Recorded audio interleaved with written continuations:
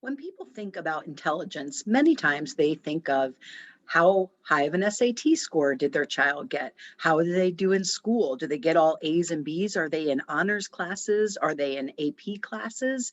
What is their intelligence overall? And most of the time people think about how smart are they? Today I want to talk about emotional intelligence, which I would argue is sometimes more important than regular intelligence. You can get 1600 on your SATs and get straight A's for your entire school career. But if you don't have emotional intelligence, if you don't understand your own emotions, you don't understand the emotions of others, it's really hard to be in relationship with one another. I looked up emotional intelligence, and here is the definition: the capacity to be aware of, control, and express one's emotions, and to handle interpersonal relationships judiciously and empathetically. So, a bunch of big words for how to be a great person in a friendship, in a relationship, even in the relationship with yourself. So, I want to talk about a couple of examples in my life or my kids' lives where I feel as if we were able to manage a situation and also show a lot of emotional intelligence. And it's something that I have tried to help my children to grow into and understand.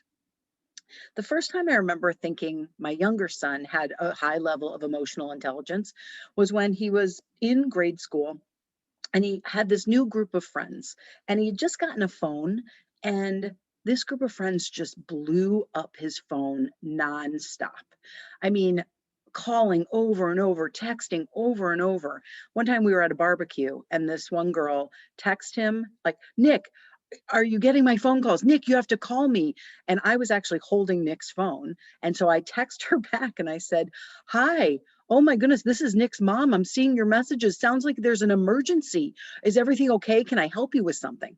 Now I knew it was an emergency. And she's like, oh no, I was just trying to get a hold of him. But she had sent like 8 text messages and I think called 2 or 3 times in a half-hour period of time, and she just wanted to talk to him. And he was running around playing on swings because he was still pretty young and really liked to play. And so for a period of maybe a month or 2 months, he was in this group and his phone would just go off all the time. And then all of a sudden, his phone was quiet for a while. And I remember saying to him at some point, hey, I haven't seen your phone blowing up at all. And he said, you know what, mom, there was just too much stress and drama with that friend group. So I just kind of backed out of it. I don't, it was just too stressful. And he didn't think that was any big deal. He was just like, this just wasn't the group for me. So I'm just kind of shifting into a different direction and finding different friends. And I thought, that's really wicked smart for you. How old are you? 10? And he already knew that he had the power to choose what type of people he wanted around him and what type of energy he was willing to take in. And he felt so much pressure to respond all the time. And that stressed him out. And he didn't want that because he's pretty chill and go with the flow. So he removed himself. Genius. We all have the power to do that. Where in your life is there stress being created by other people where you have the opportunity to pull out of it or limit it or set new boundaries? I'm a big boundary setter. So that was one thing. Another thing I want to talk about is being aware of the timing of something that you're going to share with someone. Let's say you have to have a difficult conversation with someone. Let's say it's your ex-spouse, and you know that they have really long days on a Wednesday. They have a long day at work. Hitting them up with something emotional or stressful or something you want to talk about Wednesday night at 8 p.m. probably isn't your best bet. And so the ability to time your messages, especially if they're rough messages or ones that might cause conflict, if you can select a time where you know it's not a high stress time for that other person, it's going to be easier to approach them and the conversation is probably going to be better. It's also that control of, all right, I have to say something, but I don't have to say it right now, right? Another example of that would be if you just got great news. Let's say you just got a raise, or you just, sold a new deal or brought on a new client, or, your child just got into the school of their choice, and you are getting together for dinner with one of your girlfriends or one of your friends. And the first thing they say is that they're going through something awful.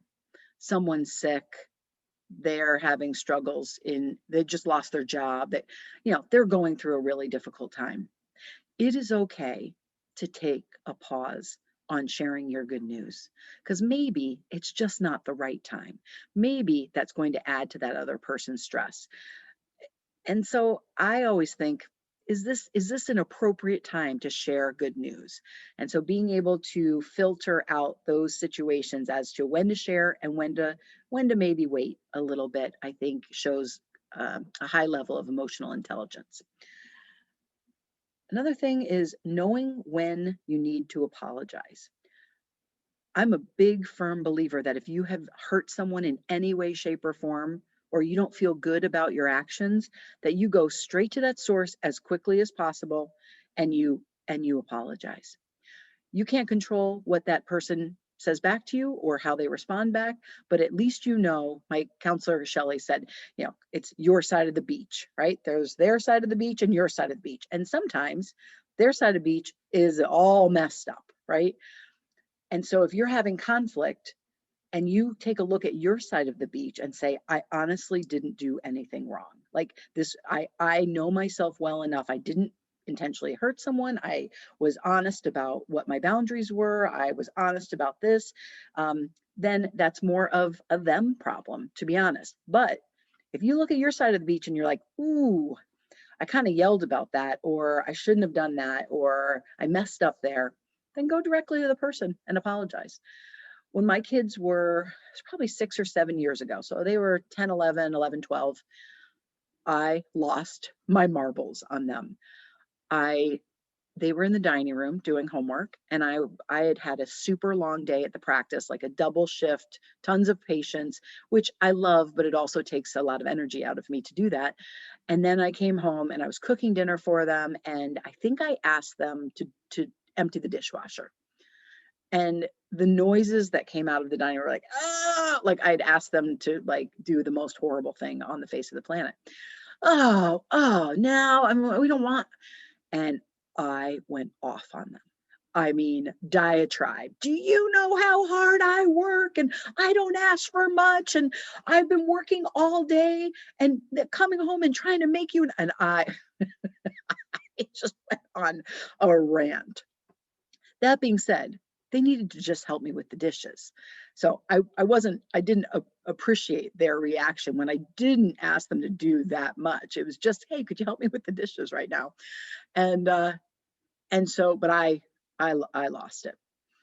And I took a couple of deep breaths, realized that my reaction was not all about their reaction to the dishes, and that I was bringing the stress of my day into that moment.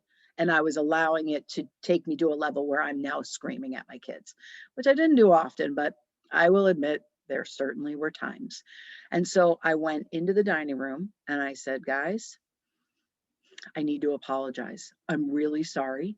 While I didn't appreciate your reaction about the dishes, because we're a partnership here. Like I need your help. I can't do all of this by myself.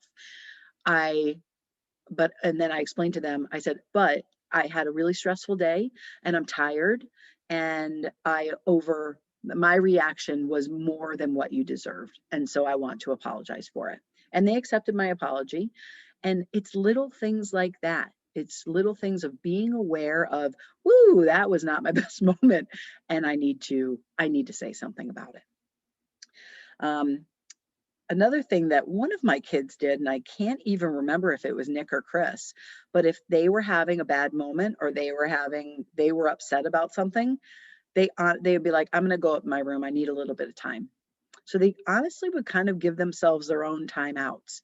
They would know that their emotions were more than what they knew how to express at that moment. They just needed some time to calm down and chill out. And I can remember, again, I can remember one of them. I don't remember which one it was. My memory's not that good. But anyway, And it'd be like, I'm going to go upstairs and just take a breather. And that was at a pretty young age. We were in this house. So it was, again, they were 10 and 11, something like that. And I thought that was really wise for them to know that it's okay to remove yourself from a situation and take some deep breaths. Because I know I've had to do that when things have gotten heated in a discussion. It's like, you know what? Let's put a pause on this. Let's both calm down and let's readdress this another time and give it some thought. And hitting that pause button sometimes for ourselves is all you need to do to get to a better space, to have a healthier form of that argument or that disagreement or whatever communication you're having. Another thing that is a part of that beach situation, right? When I talked about, is your side of the beach clean, or is there something you need to clean up on your side of the beach or apologize for? The other part of that is projections. And if you don't understand projections, I think many people are missing this key understanding of human emotion. Most people have trauma in their life, they have stressors in their life. And if something that you've said that didn't seem like that big of a deal triggers something in them that has happened to them in their past, their reaction can be too much. Their reaction can be like daggers coming at you. And so when someone's coming at you with a negative text message, saying you don't care, saying awful things about you, that is when you're really looking at, is this something that I have created for myself? My side of the beach, have I done this? Have I not shown up for them? Have I let them down? Have I said I was supposed to do something and I just didn't do it? Have I done something to hurt them emotionally? And if you haven't done any of that stuff, you kind of have to own that for yourself. And no matter what they're saying on the other side of that text, email, phone call, whatever, isn't always all about you. Sometimes it's 0% about you. I have been amazed looking at my friends and close people in my life and the text messages they have received, and I know who they are to their core.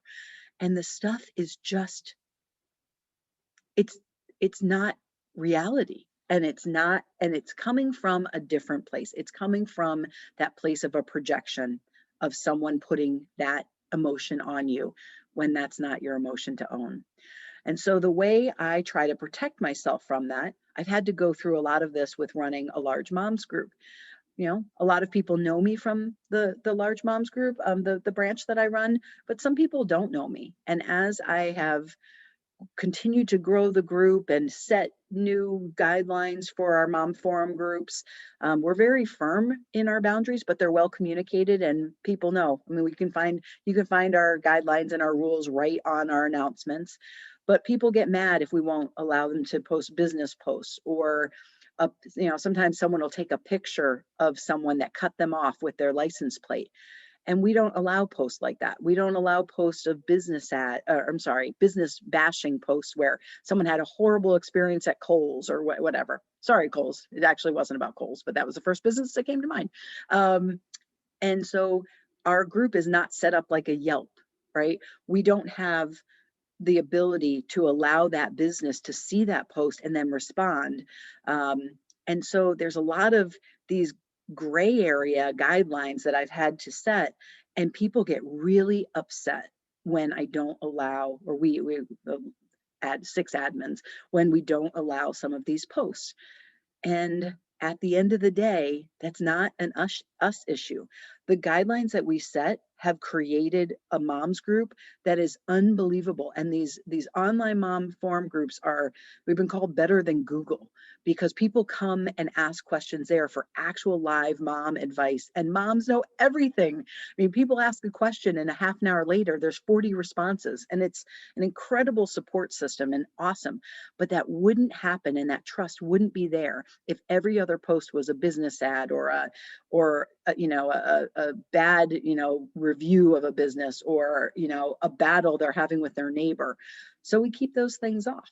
So I'm getting a little off on a tangent, but I've had to take in a lot of daggers. The names that I have been called due to those guidelines that we have set, and technically they're my guidelines, even if my admin are following my guidelines, I take the brunt of it. And this doesn't happen most of the time, but the names have been called have been really rough over the years. So I've had to kind of build, I call it like my emotional shield, where I, when people are coming at me in my life, no matter where it's coming from, if it's not a me issue, because I'm pretty solid in my emotions, I'm pretty solid, I believe in my emotional intelligence. And I will say, I'm sorry, I step up. I immediately know if I've done something wrong, and then I make it right in the best way I know how. And so if you're saying horrible things to me and I didn't do it, I can't take it in.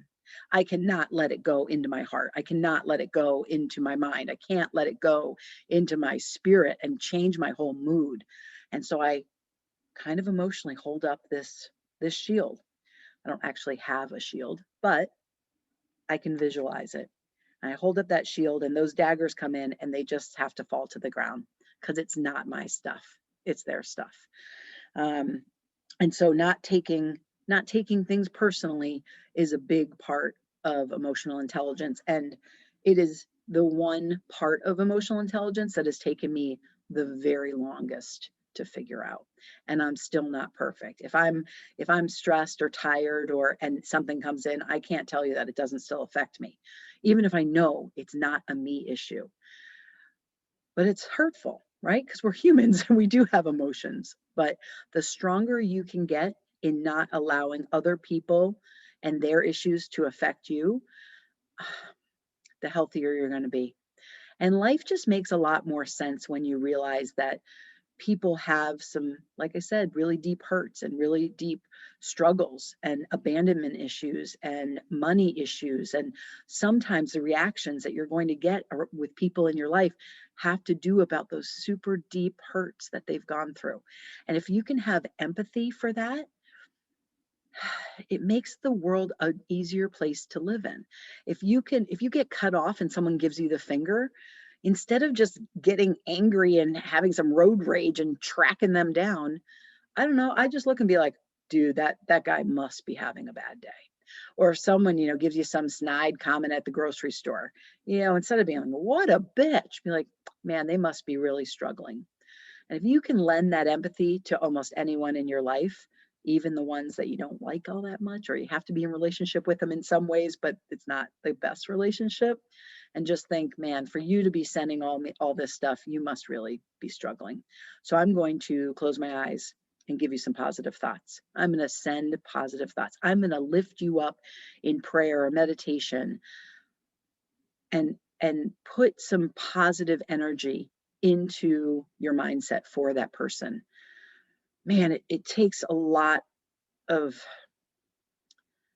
I don't even know what the right word is, skill, patience, uh, strength to get to the place where instead of getting pissed off and letting that person hurt you, that you instead have concern for that person and have some immediate forgiveness for them because they are not able to have the tools in their emotional toolbox to handle whatever they're going through. And so that negative emotion is coming out in the wrong form.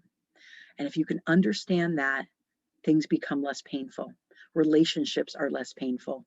And if someone is unwilling to look at those things and they keep sending you these awful messages, you have to remove them from your life in whatever format you can. Some you still have to be in relationship in some ways, but no answer and no giving no energy to some of those things sent your way will always be the best bet. Not engaging with something that doesn't make sense is the healthiest reaction. I've read somewhere, it was a meme, it said, no response is a response. Because for some people, they're looking for that battle. They're looking for that energy. They're trying to engage with you, even if it's negative, because it somehow feeds them. And if you remove that energy, it's kind of like dealing with a toddler that's having that's having a hissy fit. The less energy you give them, the less you focus on them, the less they're going to do it. It takes a lot of patience to do that, right? And you have to do it consistently. You can't every once in a while give into it. You have to get strong enough in yourself that I am not giving this message energy. But it really is one of the best tools in that toolbox that you can have. on top of that empathy and that understanding that negative stuff coming your way many times isn't about you. So I hope that this sparks some thoughts for you and maybe ways that you could help build your emotional intelligence, or ways that you could share with your kids about emotional intelligence, because interpersonal relationships are the foundation of building community and having a happy life. Building strong bonds with other humans and being in authentic relationship and kind, loving, caring, respectful relationship with them is at the core of so much happiness. I hope you have a great day, and I'll be back soon.